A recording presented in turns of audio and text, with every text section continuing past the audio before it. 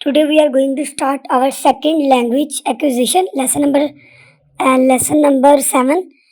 Uh, what is second language? Second language क्या है? Second language वो है जो एक लर्नर अपनी नेटिव या मदर टंग के अलावा सीखता है, समझता है, जानता है, उसके रूल्स को अबे करता है, वो सेकंड लैंग्वेज है। उसमें हम गैर ममालिक ज़ुबानें जितनी भी हैं उनको सीखने के लिए या कम्युनिकेशन के लिए जो भी ज़ुबान इस्तेमाल करें वो सेकंड लैंग्वेज है। इसकी शॉर्ट फॉर्म जो है वो SLA है, सेकंड लैंग्वेज एक्विजिशन। उन्होंने कहा कि सेकंड लैंग्वेज एक्विजिशन है क्या? इसकी दो तारीफ़ें हैं। आमतौर पर ये डिस्क्राइब करती है, सेकंड लैंग्वेज को डिस्क्राइब करती है दूसरी ज़ुबान के तौर पर। लेकिन इसकी एक और इंटरप्रेशन है कि ये उस प्रोसेस को या उस थ्योरीज़ को जिसके ज़रिए हम ज़ुबान सीखते हैं, उसके बारे में उसके सारे प्रोसेस को जानने का नाम सेकंड लैंग्वेज है। ये सारा कुछ हमारी जो है लाशऊर में एक कम्युनिकेशन के प्रोसेस जो है उसके दौरान चलता रहता है। ये इसमें हम एडिशनल जितनी भी लैंग्वेजेस सीखते हैं उसको लैंग्वेज 2 कहा जाता है। हत्ता कि वो थर्ड हो, फोर्थ हो, फिफ्थ हो, जितना भी हो, मतलब जितनी भी हमने ज़ुबानें सीख ली हैं, जितनी ज़्यादा हम हासिल कर चुके हैं, वो हमारी लैंग्वेज सेकंड ही रहेगी। इसका स्कोप क्या है? ये इनफॉर्मल भी है, फॉर्मल भी है। इनफॉर्मल है जो नेचुरलिस्टिक है, जो हमारा कुदरती तरीका है, और फॉर्मल है जो हम क्लासरूम में सीखते हैं। और तीसरा जो है वो इन दोनों का मिक्सचर है, यानी फॉर्मल और इनफॉर्मल दोनों का मिक्सचर है। 3 आगे वो बेसिक सेकंड लैंग्वेज का जो स्कोप है, उसके अलावा उसके 3 क्वेश्चंस हैं कि वो क्या सीखता है second language exactly, second learner क्या सीखता है, किस तरह वो इस नॉलेज को हासिल करता है, और बाकी जो है वो उससे ज़्यादा सक्सेसफुल क्यों है। इसका कोई सिंपल आंसर नहीं है, यही है कि why most some second language learner do not achieve the same degree of knowledge. क्यों कुछ लर्नर जो है सेकंड लैंग्वेज के वो ज़्यादा एफिशिएंसी, प्रोफिशिएंसी या नॉलेज नहीं हासिल कर पाते जैसे कि लैंग्वेज 1 वाले करते हैं। और रूल्स ऑफ लर्निंग क्या है यानी सेकंड लैंग्वेज के और लैंग्वेज 1 के? लैंग्वेज 1 हमारी मदर टंग है, सेकंड लैंग्वेज दूसरी कोई भी ज़ुबान है। और इसी तरह वो खुद से इसकी बहुत से मुख्तलिफ क्वेश्चन है जो वो पूछता है कि क्यों हम इसमें अपना ग्रिप नहीं कर पाते। रोल जो है उसका नेटिव लैंग्वेज का, हमारी सेकंड लैंग्वेज एक्विजिशन में हमारा नेटिव लैंग्वेज का क्या रोल है? इसका रोल बड़ा रॉकी है, रॉकी हिस्ट्री है इसकी। इसमें एक्चुअली जो बेसिक इसका सब फील्ड है ना सेकंड लैंग्वेज का, वो लैंग्वेज ट्रांसफ़र है। ये सेंट्रल कॉन्सेप्ट है इसका। इंडिविजुअल जो है ना वो ट्रांसफ़र करता है अपने फॉर्म्स को, अपने मीनिंग्स को, अपने नेटिव लैंग्वेज को, अपने कल्चर को फॉरेन लैंग्वेज के कल्चर में और उसके ज़ुबान में। उसके मटेरियल प्रोडक्शन में वो उसका मटेरियल प्रोडक्शन जो बेस करता होगा उसके अकायद पर, उसको कॉन्ट्रासेप्टिव एनालिसिस कहते हैं। कॉन्ट्रासेप्टिव एनालिसिस आगे भी डिटेल में उसके बारे में बात करेंगे। इसके बाद वो कहता है कि इसकी 3 स्टेट हैं जो हमारी लैंग्वेज फर्स्ट की है, उस लैंग्वेज सेकंड लर्निंग की 3 स्टेट वो बनाता है, जिसमें इनिशियल है, इंटरमीडिएट है और फाइनल है। इनिशियल में वही है कि वो अपना जितनी भी इसका जो नॉलेज है या इसकी कल्चर है इनिशियल स्टेज पे, वो उसको ट्रांसफ़र करता है अपने इनिशियल स्टेज पर। वो अपना नॉलेज जो उसके पास होता है, स्ट्रक्चर, उसके प्रिंसिपल, वो सेकंड लैंग्वेज में चूँकि उसको सीखते-सीखते अपना नॉलेज भी उसमें ट्रांसफ़र कर रहा होता है। और उसके इनिशियल स्टेज पे जो सेकंड लैंग्वेज लर्निंग है, वो लैंग्वेज 1 का कॉम्पिटेंस है, उसका वर्ड नॉलेज है, उसके एस्टैब्लिश स्किल्स हैं, वो चीज़ है। इंटरमीडिएट में क्या करता है कि उसमें वो तमाम वो स्टेजेस को कवर करता है। जिस तरह बच्चा एक ज़ुबान सीखता है और उसमें उसकी कुछ डेवलपमेंट होती है, तो जितनी भी ये चाइल्ड ग्रामर की डेवलपमेंट है ना, वो इंटरमीडिएट भी आती है। इंटरमीडिएट में वो डेवलपमेंट जो है वो स्पॉन्टेनियस है, यानी बेसाख्ता होती है, अनकॉन्शियस लाशऊरी प्रोसेस से गुजर कर बच्चा जो है वो उसको अपने रिलेट कर लेता है अपने नॉलेज के साथ, प्रीवियस को और प्रेजेंट को। तो इस तरह वो सीख जाता है लैंग्वेज 2 का जो लर्नर है। फाइनल स्टेज में वो उसका आउटकम मिल जाता है, वो उसको सीख लेता है, उसको वो उस पर ग्रिप हो जाती है सेकंड लैंग्वेज में। और लेवल जो है प्रोफिशिएंसी का वो हाईली वेरिएबल है, और ये अभी भी कुछ ना कुछ सीखने की स्टेजेस इसकी चलती रहती है। नेक्स्ट इसकी काइंड्स ऑफ ट्रांसफ़र है, एक पॉजिटिव ट्रांसफ़र है, एक नेगेटिव ट्रांसफ़र है। पॉजिटिव ट्रांसफ़र में जब लैंग्वेज 1 का स्ट्रक्चर लैंग्वेज 2 में ट्रांसफ़र हो जाता है, तो ये अप्रोप्रिएट और करेक्ट हो जाता है। लेकिन जब वो उसी में दखल अंदाजी, ये तो सिर्फ डाटा ट्रांसफर हुआ, लेकिन जब नेगेटिव ट्रांसफर उसका तब होता है जब लैंग्वेज वन का लैंग्वेज टू में वो दखल अंदाजी करता है, उससे वो सारा नेगेटिव ट्रांसफर हो जाता है। Contrast early perspective on SLA, इसकी जो बस थ्योरी है, इसकी जो थ्योरी है SLA की, वो रिलेटेड है, वो एडजंट है प्रैक्टिकल बिजनेस लैंग्वेज टीचिंग के प्रैक्टिकल से।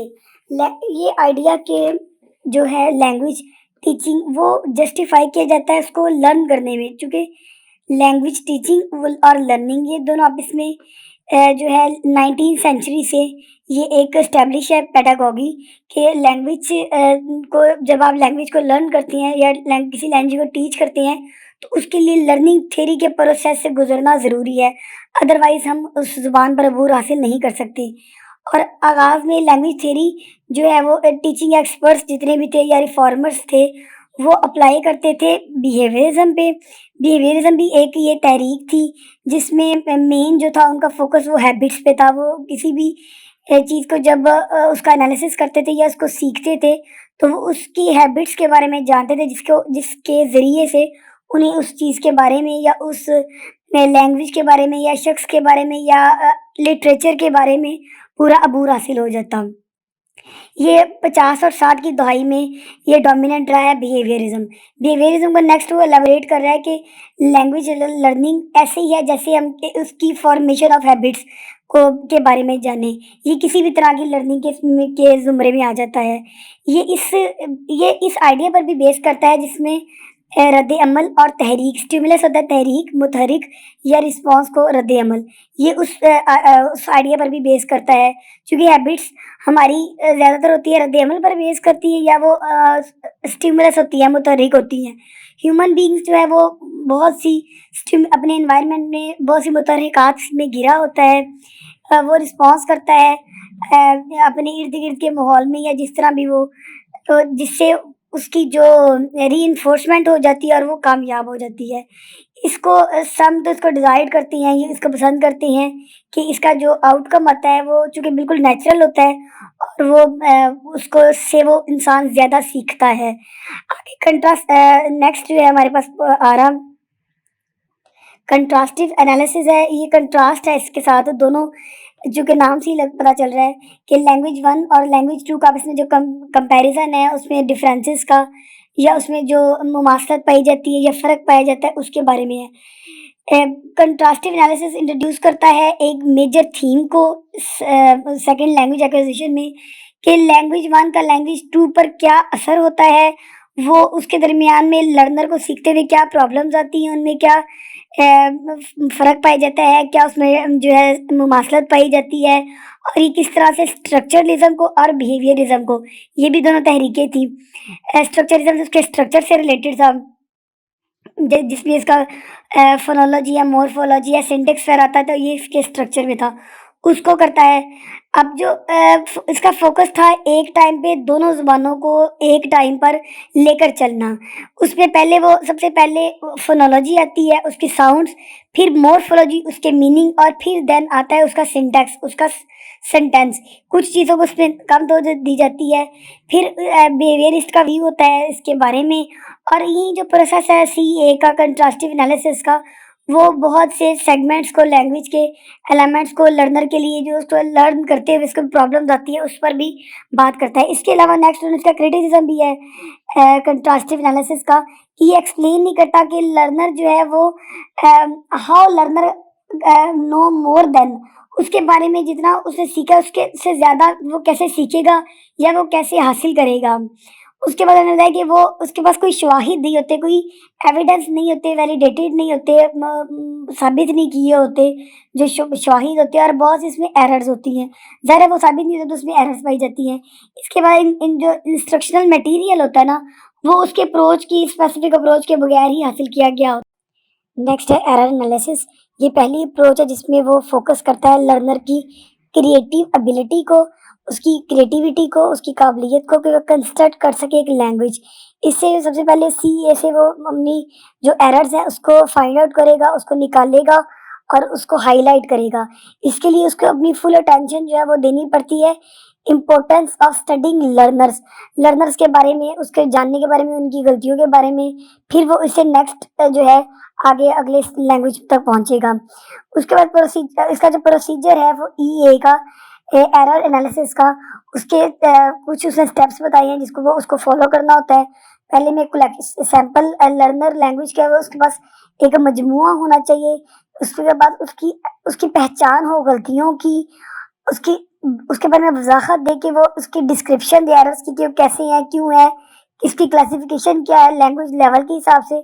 फिर एक्सप्लेनेशन ऑफ एरर्स है कि क्यों इस तरह गलतियां हुई, और लास्ट वन है एवेल्युएशन ऑफ एरर्स, उनकी वजाहत दी। इसके अलावा फिर उसने बताया कि इसकी शॉर्टकमिंग्स भी हैं, ईए की कुछ जो है इतना वो हाईली वर्क नहीं कर पाती क्योंकि उसकी कुछ अपनी भी गलतियां हैं, उसमें एम्बेगुइटी होती है। जब उसको क्लासीफाई करते हैं ना फर्स्ट में, सेकंड में, थर्ड में, तो उसमें कुछ जो है ना क्लैरिटी नहीं होती, एम्बिग्युइटी पाई जाती है, बदहवासी पाई जाती है, पॉजिटिव डाटा नहीं होता उसमें, उसकी कुछ अपनी ज़ाती राय भी शामिल होती है। फोकस एरर पे करती हैं और उसको इंफॉर्मेशन प्रोवाइड नहीं करते कि अगर वो गलत है तो वो क्यों गलत है।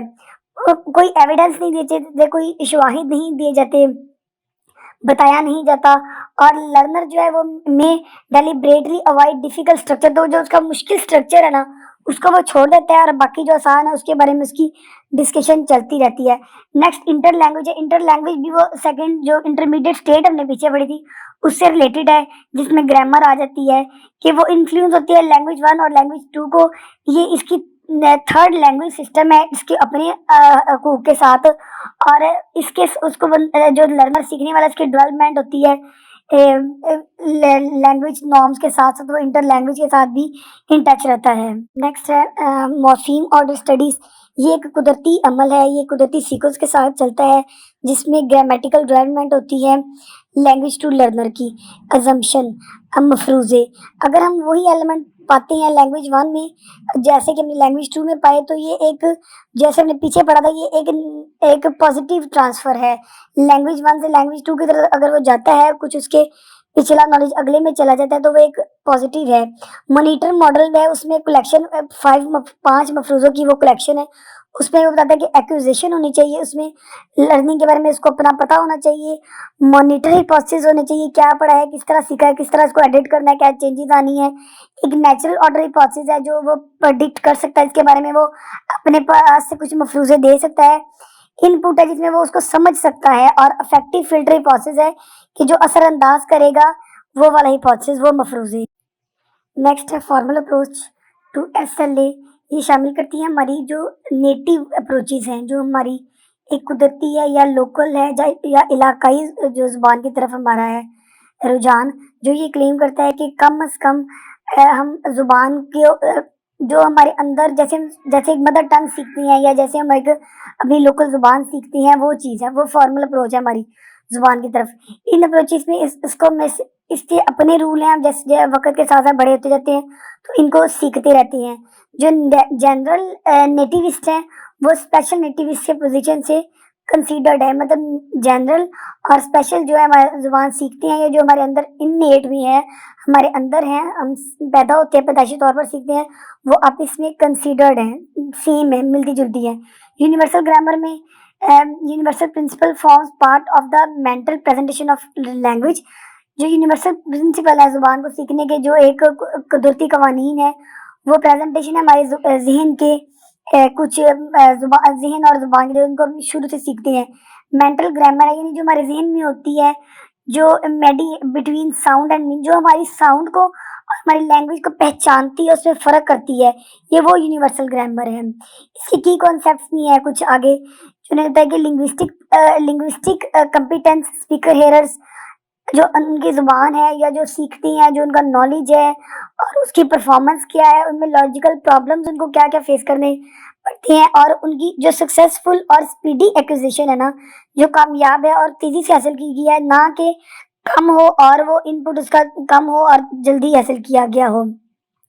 प्रिंसिपल और पैरामीटर इसके क्या है, लैंग्वेज क्या कंसिस्ट है एक एब्स्ट्रैक्ट प्रिंसिपल्स की, कुछ असूलों का एक मजमुआ है, जिसको में कुछ ग्रामर भी है, कुछ नेचुरल लैंग्वेज भी है।